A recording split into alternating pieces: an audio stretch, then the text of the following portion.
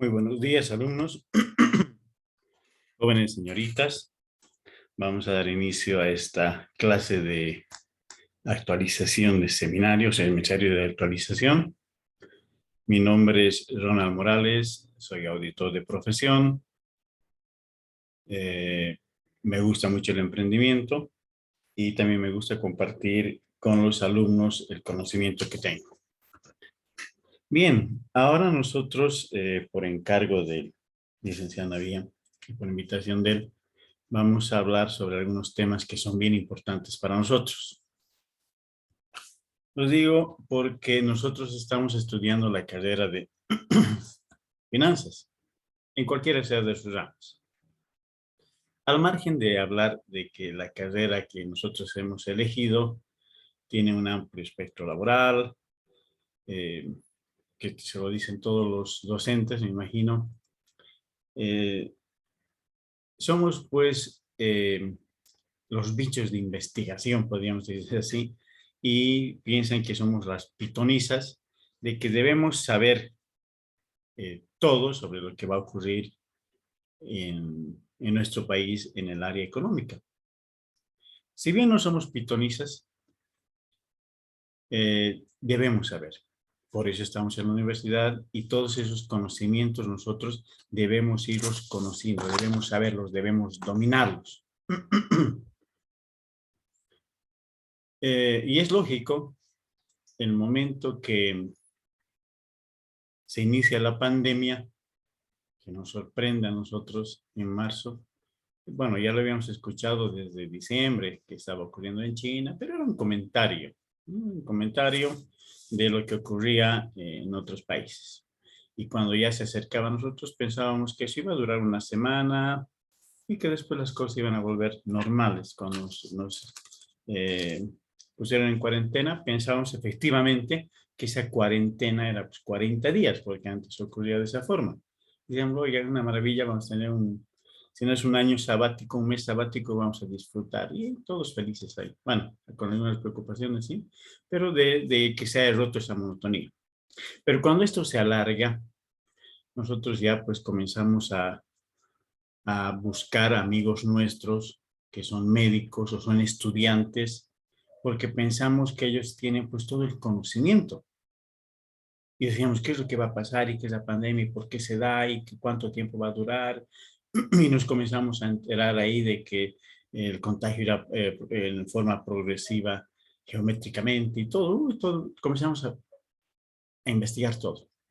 ¿Y quiénes eran el centro del bombardeo de las preguntas?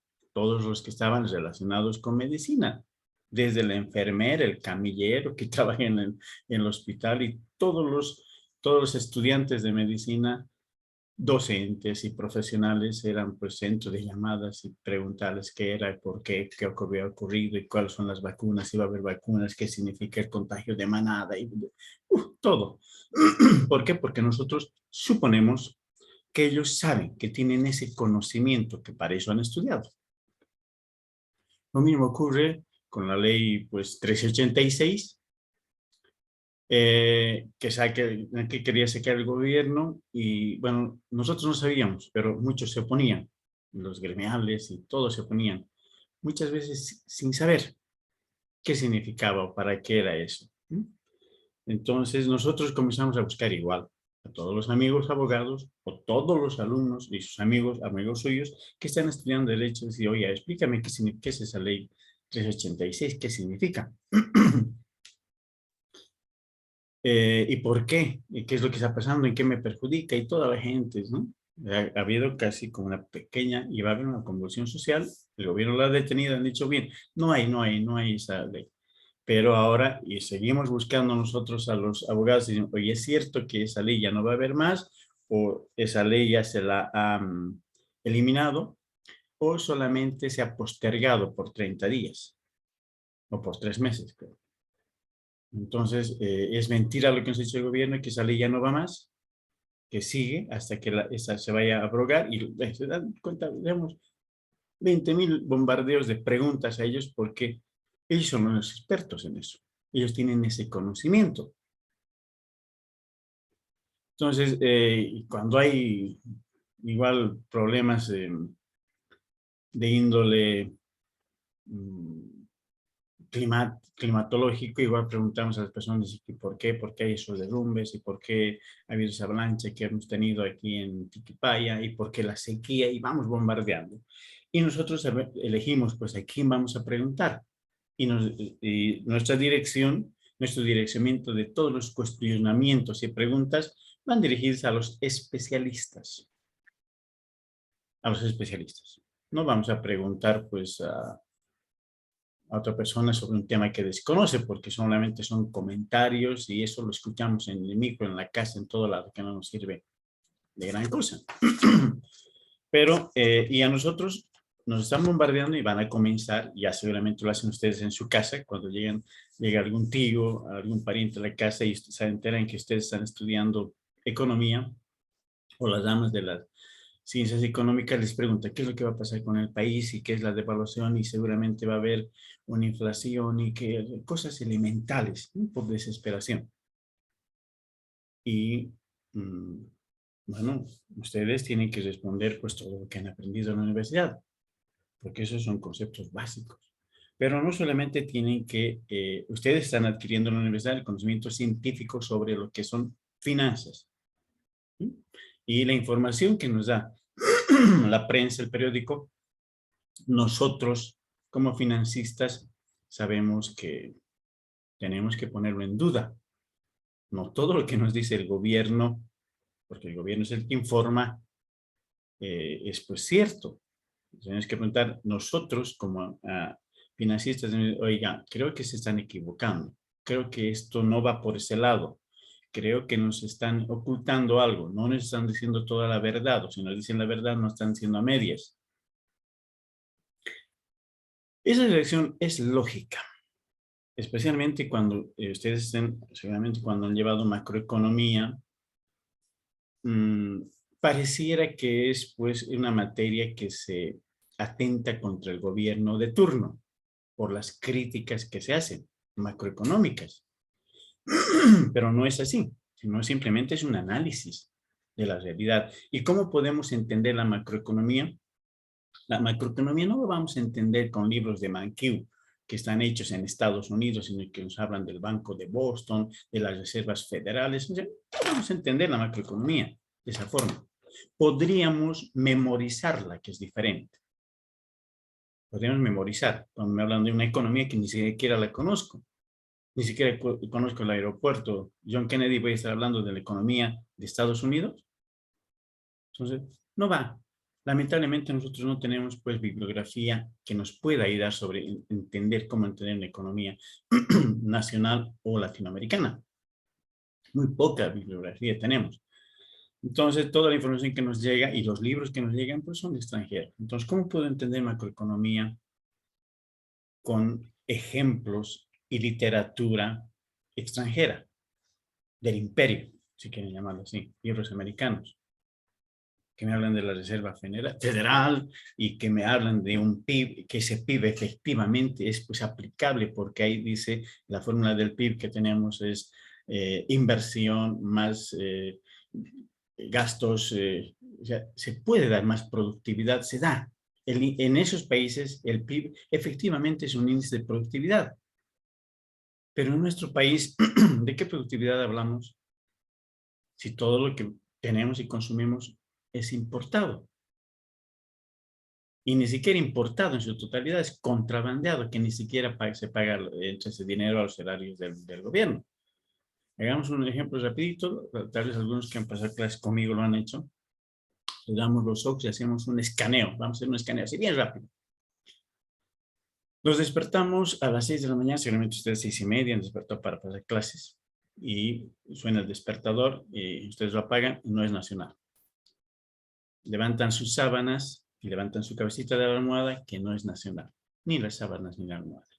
Van al baño, se miran en el espejo, que no es nacional, se cepillan los dientes con crema dental, que no es nacional, ni el cepillo es nacional, ni el jaboncillo es nacional.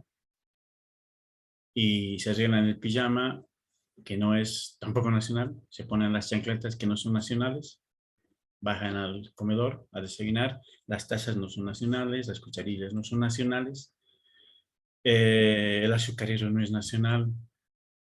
El café no es nacional porque al final ya estamos, todos compran Nescafé o no sé qué cosas en vez de café. Y eso es brasilero. El azúcar, sí, el azúcar nacional, bien. Tenemos uno entre, creo, 30 que hemos dicho, 40. Bien, el pan mm, tampoco es nacional. El panadero será nacional, pero el pan no, porque el trigo lo traemos, lo estamos importando de los gringos, aunque nos renegamos contra los gringos y de los argentinos. El trigo, no tenemos nosotros trigo, no producimos la cantidad de trigo para poder hacer pan para todos los bolivianos. Margarina tampoco es nacional. Mermelada, que están invadiéndonos los argentinos, tampoco es nacional. Terminamos de desayunar, nos vestimos y ustedes vístanse. Hagan un escaneo de todo lo que se han vestido. Vale medias y ropa interior. Si tienen algo nacional. Nada. Dice, mi pantalón es nacional. La costura, la mano de obra puede ser nacional. Porque la máquina que ha costurado no es nacional, los hilos no son nacionales porque no tenemos hilandería, tampoco la tela es nacional, ni los hilos, ni el botón. La mano de obra sí. Nos vestimos todo.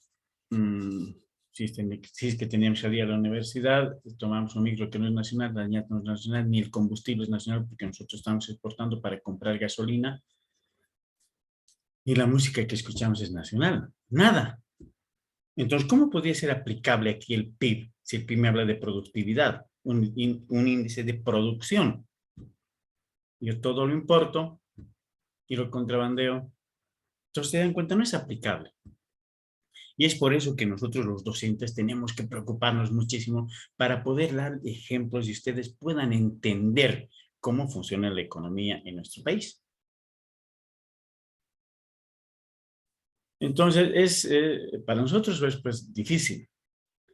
Y para nosotros que tenemos que ser los que transmitimos, los que vamos a irradiar todo ese conocimiento a nuestras familias, para que todas esas familias y todo en nuestro país salga de ese oscurantismo económico en el que nos tienen sujetos las autoridades. No solamente esta, las anteriores, y si hablamos de Yanini, y si hablamos de Evo Morales, y si hablamos de Banzer, y si hablamos de Goni, y si hablamos de Siles, y de todos. Siempre ha habido un oscurantismo económico. ¿Por qué? Lamentablemente porque la gente pues, es ignorante en el tema. Porque como nosotros somos ignorantes en lo que es medicina, no sabemos nada de medicina. Nos encontramos con alguna alumna, si algún alumno de medicina, si alguna vez a ustedes les ha ocurrido eso, se encuentran y comienzan a toser. Primero pensamos que es COVID. Dicen, no, me he vacunado. Entonces, ¿qué va a decir? Bueno, mira, por lo que yo te veo, por lo que veo, podrías tener una rinofaringitis, y esa rinofaringitis podría estar caracterizada de una odofagia y expectoración, y también rinorrea. Entonces, ¿qué es eso? Pues solamente tengo un gripe, y estoy con los mocos sueltos y me arde la garganta. Justamente es eso lo que tú tienes, pero te lo estoy diciendo en palabras técnicas y científicas.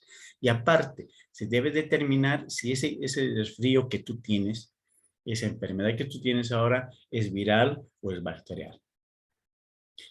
Porque si tienes bacterial no habría problema, 3 días se te pasa, pero si es viral te puedes morir. Es así tan grave lo que tú tienes.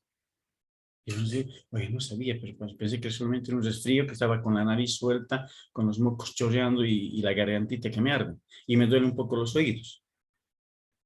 Eso es todo lo que te he dicho, en términos técnicos. Y cada uno de estos tiene su preocupación relevante.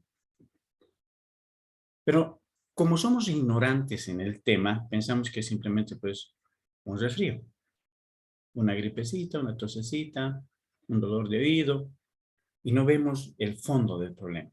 Pero el médico, el estudiante de medicina con los que ustedes han encontrado, sí ha determinado. Dice, oye, es importantísimo. Tienen que saber si es bacterial o viral. Si es bacterial, no te preocupes. Si es viral, preocúpate. Te puedes morir. Te puedes morir con esta enfermedad. Pero nosotros, nuestra ignorancia, nos tranquiliza y nos tiene felices. De la misma forma, ocurre en la economía. Si bien nosotros no somos médicos para salvar la vida de una persona, nosotros somos financistas que vamos a salvar la vida de una empresa. ¿Y por qué no de un país? Es tan importante nuestra promoción como la de un doctor, de un médico, de un cirujano. Así de importante. Entonces, ¿qué es lo que hace el Ministerio de Salud? Campañas para concientizar e informar a la gente. Eso es lo que ha hecho y de esa forma hemos controlado el COVID. Sería bueno que de esa manera también el gobierno se preocupe en en dar información fidedigna, real, seria, preocupante, para que la gente diga, oiga, hay una forma de salvar, hay una forma de no morir, que nuestra economía no muera. Y lo podemos hacer, pero eso no va a ocurrir. No va a ocurrir porque el gobierno siempre va a evitar pues, que haya convulsiones sociales. Que la gente salga, haga paros, bloqueos, chille, grite, que lo saque de la silla presidencial, que ponga otro, que lo vuelva a sacar. Y ese es el temor que tienen ellos, los políticos. Sean verdes, sean amarillos, sean azules, cualquier sea el color. Al final uno no sabe si son azules porque son del MAS o son verdes por la coca, no se sabe, pero igual hay colores ahí. Entonces la gente no sabe, es así de ignorante como en la medicina. Pero nosotros tenemos que saber, nosotros tenemos que conocer y para eso tenemos que dominar pues, ciertos temas, por lo menos, o ciertos conceptos. Esa es la razón y esa es la principal, esa sería la carta de presentación de esta clase que vamos a pasar ahora. Porque lo que vamos a hablar nosotros en este seminario de actualización no es tanto como una actualización, sino es más un recordatorio para ustedes de lo que debemos saber y dominar. Nosotros o ustedes tienen que dominar. Para ustedes está bien así, el resfrío, estoy resfriado, estoy me arde de la garganta, me está doliendo el oídito, estoy con los mocos colgando. Ustedes pueden decir porque son ignorantes, somos ignorantes, incluido yo en el tema. Pero si ustedes le dicen todo eso a un médico, le va a decir, pues oiga, aquí hay rinofaringitis, hay odigofasia, hay expectoración, hay rinorrea. Eso es lo que tú tienes. En términos técnicos, así se tiene que manejar. De la misma forma, ustedes no pueden estar suponiendo, creyendo lo que nos dicen o escuchamos en el micro. Ustedes tienen que tener las bases sólidas, interpretar la situación. Ustedes tienen una gran suerte, bueno, lo pongo entre comillas, subrayado, en negrillas, en black arial, lo que quieran. Ustedes, y así lo digo entre comillas porque es algo que todos los economistas hubiesen querido pasar y vivir. Claro que ha sido malo. El hecho de la pandemia nos ha llevado pues a acelerar los ciclos económicos. Los hemos acelerado. ¿Sí? Y van a ver por qué. Pero ni siquiera utilizamos nosotros esos términos correctos. Ni nosotros, ni siquiera nuestros gobernantes, no, menos nuestros gobernantes.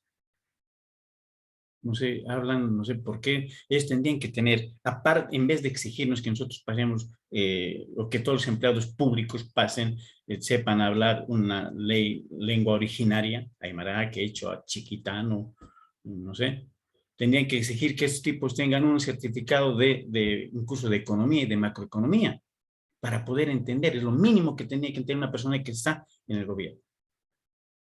Lo mínimo que tendría que conocer, que conoce un joven, un estudiante de tercer año o de tercer semestre de economía. Lo mínimo. Tiene que tener certificados. Oiga, señor, yo sé. Y puedo hablar por lo menos en partes técnicas. Entonces, para nosotros y para ustedes es bien importante conocer e identificar. Les decía, ustedes tienen esa suerte porque ustedes han podido vivir ese ciclo económico que dura pues muchísimos años. Los ciclos económicos duran entre 8 y 14 años. Y no todos muestran todas las partes de ese ciclo. Muchas de esas bypassamos, ¿no? O sea, no llegamos a una crisis, no vamos a llegar a una desaceleración y eso se lo puede ver y a veces es notorio. Pero con esto, digo, gracias al COVID, ustedes han logrado ver y vivir pero tal vez ni siquiera han logrado identificar. Y esta etapa de esos 2 años es un resumen, les ha resumido y ustedes lo han vivido, han vivido todos esos ciclos económicos. Muy cortito lo han vivido. Pero tal vez muchas veces no lo han sabido reconocer. Ustedes no han reconocido ese ciclo económico. ¿Y por qué? Porque a veces se nos olvida, pues se nos olvida los términos, se nos olvida, o no nos preocupamos en la identificación. Nosotros estamos estudiando finanzas y debería ser esa nuestra pasión. Así como ustedes tienen pasión por el fútbol, son bistelmanistas a morir, se ponen la polera y dicen, es mi equipo. Y ustedes se compran la polera, pagan su entrada para ir a renegar, y si alguien habla mal del Wisterman, se quieren agarrar a puñetes. Así tendrían que tener esa pasión por las finanzas, por entender la economía del país. A mí me han tomado el pelo. Cuando era yo joven, era joven y me decía, este es el futuro. El futuro. Y yo seguía siendo joven, en 33 años, seguía siendo joven y me seguían diciendo que iba a ser el futuro. Llego a los 35 años y me seguían diciendo que era el futuro. Y he vivido con esa mentira y digo, ¿dónde está mi futuro? Ya estoy en la bajada de la campana de Gao y nunca he visto mi futuro. Esa mentira nosotros borramos y ustedes, jóvenes, son el presente de Bolivia. Ustedes no pueden estar pensando más en el fútbol que en las finanzas. Les puedo asegurar, si haría preguntas ahorita, ustedes saben todos los jugadores de fútbol, del equipo de Wisterman, que les gusta. Pongamos el Wisterman porque Cochabamba, creo que la gran mayoría es wistermanista. Saben todos quién es el entrenador, inclusive saben quién es el fisioterapeuta y el todo. Pero si yo les preguntaría a ustedes, ¿saben quiénes son los nombres de todos los ministros? ¿Y qué ministerios existen? Seguramente les pondrían en serios apuros. O sea, la pasión tiene que ser en lo que ustedes hacen, porque de eso van a vivir. Y usted, aparte de vivir, ustedes pueden vivir bien si ustedes toman las decisiones correctas. Ojalá que ustedes puedan llegar a los estratos gubernamentales a manejar. ¿Por qué no, señores? Si ustedes están ya en cuarto, quinto semestre de finanzas y en el gobierno tenemos gente que ni siquiera salió bachiller, ¿por qué ustedes no podrían ser? Entonces, para ser mejor que cualquier otro, debemos prepararnos, capacitar, tener ese conocimiento. Entonces, yo le he puesto a esta exposición, ¿qué esperan de nosotros? Y a veces uno se pregunta y dice, oye, no me preguntes tanto, ¿qué esperas que te responda? No sé. Oiga, tienes que saberlo. Tú estás en finanzas, me tienes que explicar qué es lo que va a pasar con el país. Y ahora todo el mundo está preocupado. ¿Y qué va a pasar con el país? Pero para decir qué es lo que va a pasar con el país, tengo que retroceder. Tendría que retroceder mucho tiempo si no hubiéramos tenido la pandemia. Ahora vamos a retroceder muy poquitito para que ustedes logren entender y tengan los términos correctos y necesarios que debemos utilizar. Entonces, ¿qué es lo primero que comienza? Para que haya...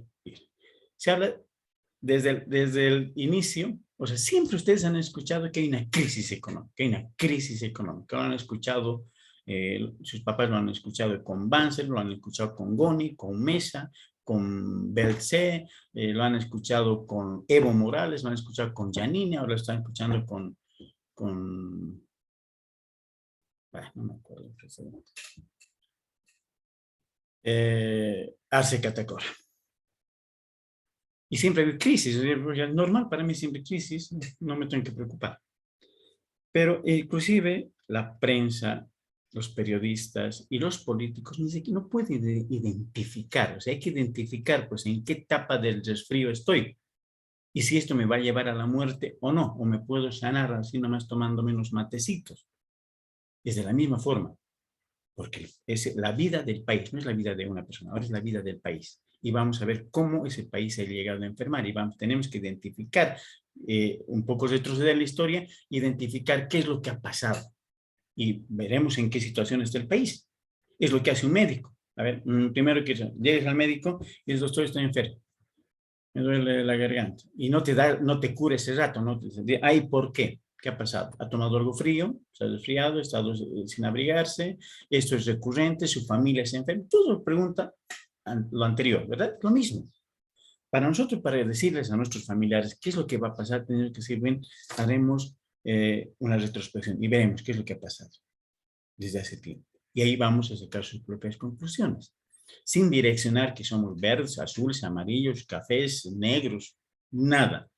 La economía es pues pura. Otra cosa es que se vaya contaminando con politiqueros, eso es diferente.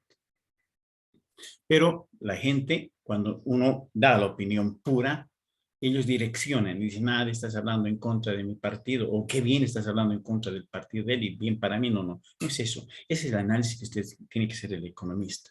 Es como un juez, es imparcial, él simplemente da. Cuando el médico da la receta, no está beneficiando pues, al de la farmacia, si vaya a comprarse para que gane el de la farmacia. No piensa en eso.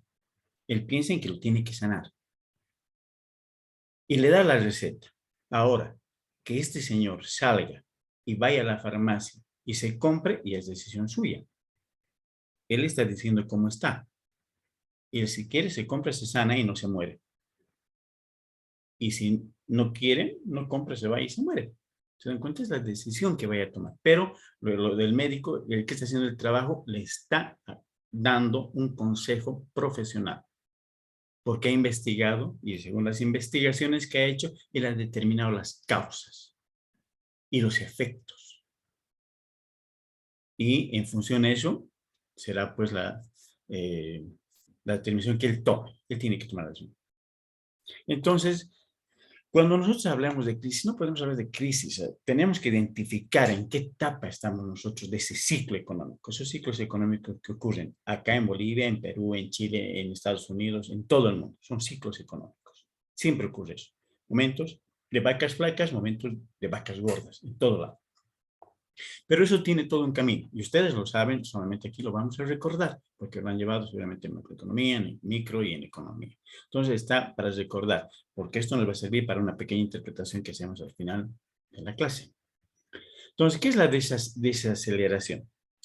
Cuando estamos hablando de desaceleración, es muy frecuente, pero que no lo escuchamos mucho. ¿Cuántas veces ustedes han escuchado o han leído en la prensa este término desaceleración? Nunca, directamente es crisis, estamos en una crisis económica, entonces crisis, nos saltamos, ya estamos muriendo. Pero tenemos que conocer y deberíamos utilizar, si no lo utilizan los periodistas ni los políticos, nosotros tenemos que utilizar y instruir, pues, por lo menos a nuestra familia, o por lo menos demostrar cuando vengan los parientes a la casa que sí sabemos nosotros de finanzas. Entonces, es un periodo corto que se produce una ralentización. ¿Qué entendemos por desaceleración? A todos si no manejamos movilidad, por lo menos nos subimos a ella.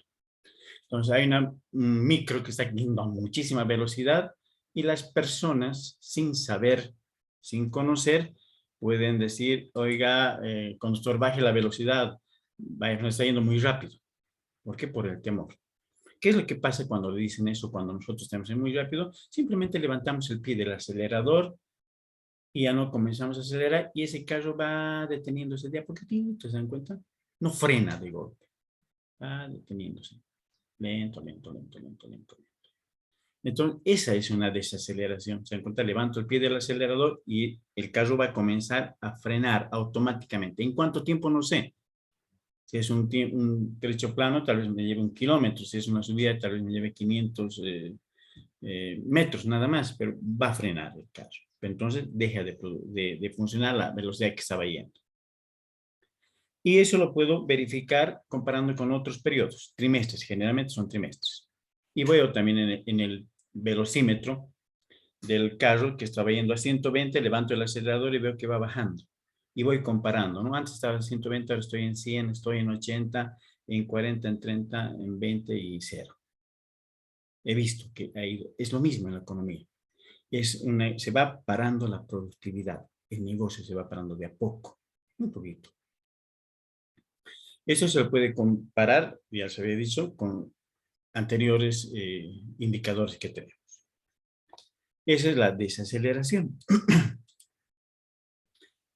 Y esa desaceleración se refleja como son ciclos. ¿Se dan cuenta ustedes? Aquí nosotros vamos a tener variación acumulada del Producto Interno Bruto. ¿Qué nos dice el Producto Interno Bruto? nos dice productividad, están produciendo, están creciendo.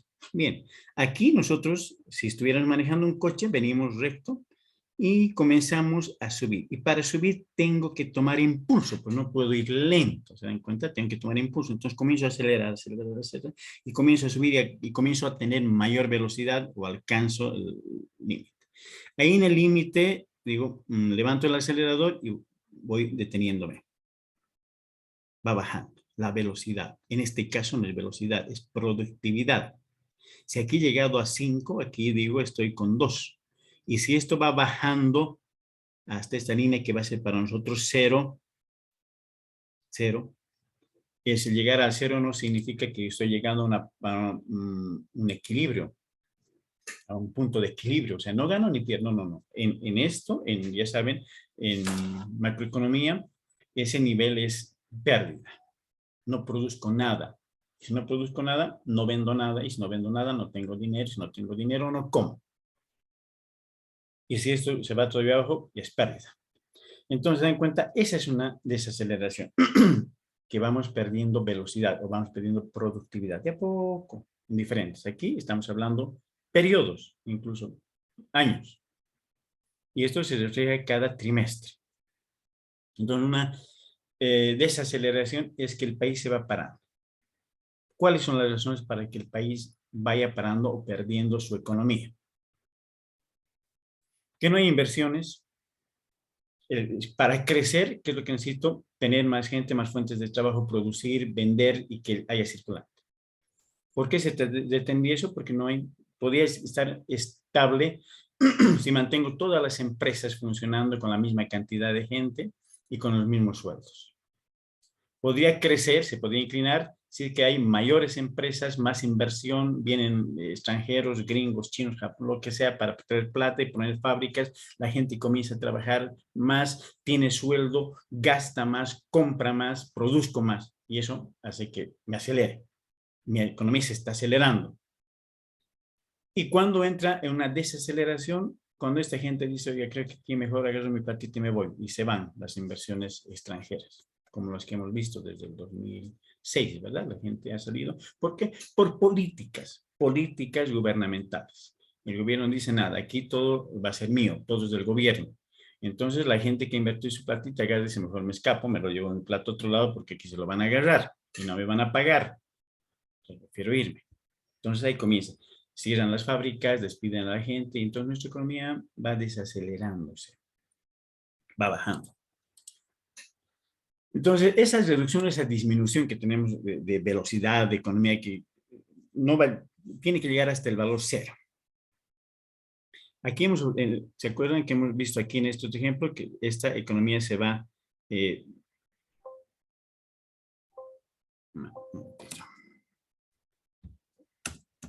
aquí nosotros aumentamos y volvemos a disminuir. Esa es una desaceleración lenta, pero sí, se la ve, está bien. Entonces, ¿qué nos marca la aceleración? El PIB, el Producto Interno Bruto. Y ese Producto Interno Bruto, ya les he dicho, está compuesto de inversión, costo, gasto público, importaciones menos exportaciones. Después de una desaceleración, entramos en una recesión. Recesión. ¿Y eso cuándo ocurre? La recesión es cuando ya esta máquina, este auto se ha parado, se está parando, ya está a punto de llegar a 0, a ese nivel de 0. Ahí es una recesión. Ahora, nosotros hemos vivido una desaceleración y una recesión, claro que hemos vivido. Y ustedes lo han vivido. Comienza la pandemia, ¿qué es lo que ocurre? La vida estaba tan normal, bueno, ni tan normal porque meses antes ya tuvimos ese problema de los pititas y en octubre que paramos 21 días, pero no se paralizó el país. Bueno, seguía habiendo comercio. Muy poco, sí, tal vez la gente transitaba menos, se paralizó un poco. Entonces se dan cuenta, he tenido que frenar, no está viendo la misma velocidad. ¿Por qué? Porque todas las calles estaban bloqueadas, las empresas que producían no podían llevar sus productos a los distintos lugares, y si ellos seguían produciendo, entran pues, ¿qué es lo que voy a tener si tengo demasiado producto y no vendo? Voy a tener un descalce financiero, ¿se dan cuenta? Descalce financiero, llamamos a mis almacenes están llenos de productos, yo miro, digo, tengo plata. No, no tiene plata, señor, o sea, tiene inventario, tiene plata cuando usted venda. Su negocio es producir y vender, no producir simplemente. Entonces, eso me produce un descalce financiero. No tengo plata para cubrir. Tengo ahí, si vendería, tendría, pero este momento que tengo que pagar sueldos, que tengo que pagar impuestos, tengo que pagar deudas inmediatas, no tengo. Y eso me produce un descalce financiero. Entonces, ¿qué es lo que pasa con las empresas? Para no entrar en un descalce financiero, dejan de producir. Dan vacaciones a la gente, saquen vacaciones y listo, se paraliza un poco. La producción se va frenando. Salimos del problema de los pititas y entramos pues a los 2 meses, cuando ya se estaba reactivando nuevamente felices todo, entramos a lo que es la pandemia. Y ahí sí, dicen, nadie sale por orden del gobierno para cuidarnos. Entonces ni la gente podía ir a trabajar. Bien, habíamos aprovechado que teníamos nosotros bastante producción, por lo que ocurrió con el problema de los pititas, y teníamos estocado almacén. Dije, no importa, esto vamos a soportar, esto va a durar muy poco, entonces comenzamos a vender. Listo, autorizan para que se pueda vender, ¿no? Y salían autorizaciones para ir a comer. Por eso salen la gente a vender en carritos, vendían todo. Entonces nosotros estamos sacando el inventario, pero la economía se está paralizando. Ya no estamos produciendo, la gente no va a trabajar, no se vende combustibles porque no había autos, el transporte para, la construcción para, las tiendas paran, o sea, nada, ferreterías no funcionan, tiendas de abarrotes muy poco, eh, las discotecas no funcionaban, son ingresos, cines, nada. Entonces la gente deja de consumir y eso hace que se vaya a parar. Y eso es una recesión.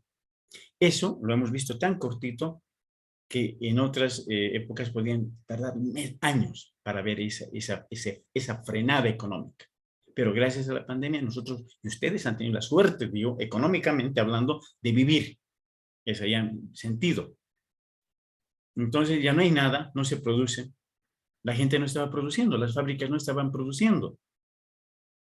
¿Y qué pasa con la gente? Bueno, deja de trabajar, dicen, no, no hay trabajo y ya. Entonces ellos se quedan sin sueldo. La gente se queda sin sueldo. Obviamente esto tiene que ser varios periodos, pero nosotros lo hemos vivido así rápido. ¿Y qué es lo que pasaba? Cuando había productos, la gente seguía vendiendo y los precios se mantenían.